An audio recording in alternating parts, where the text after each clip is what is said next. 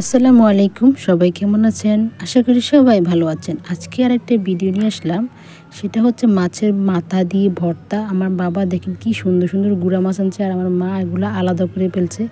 কারণ আমরা তরকারির সাথে মাছের মাথা খেতে পছন্দ করি না, কারণ কাঁটা কাঁটা লাগে, সেই জন্যে এখন এটা দিয়ে ভর্তা করে মাথা দিয়ে। চলুন চুলায় এখন দিয়ে দিয়েছে তেল, আর মরিচগুলো দিবে। মরিচগুলো ভালো করে ধুয়ে নিচ্ছে আমার মা।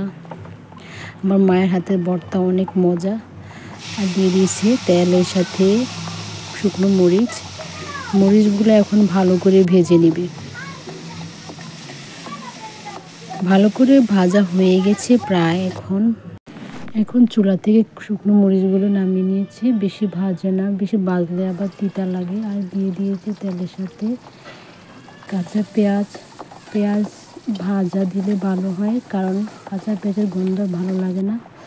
আর এই তো দিয়ে দিয়েছে মাছের মাথাগুলো মা আগে থেকে ধুয়ে রেখেছে ভালো করে, পরিষ্কার করে। এখন দিয়ে দিয়েছে তেলের সাথে, আর মাথাগুলো এখন ভালো করে ভাজবে।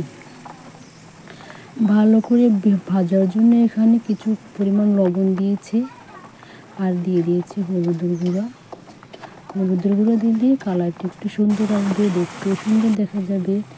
দেখুন প্রায় মাছের মাথাগুলো ভাজা হয়ে গেছে। এখন শুকনো মরিচগুলো শিলপাটায় বেটে নেবে।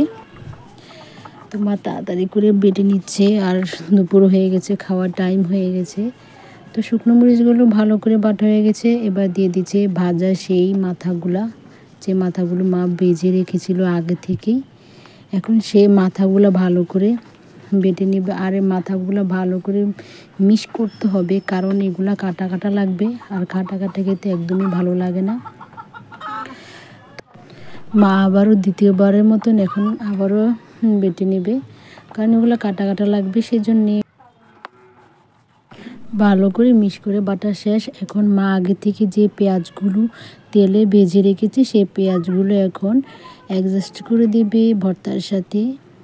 আর ভাবে ভর্তাটা কিন্তু অনেক মজা হয়েছে, গরম গরম ভাত দিয়ে সেই মজা।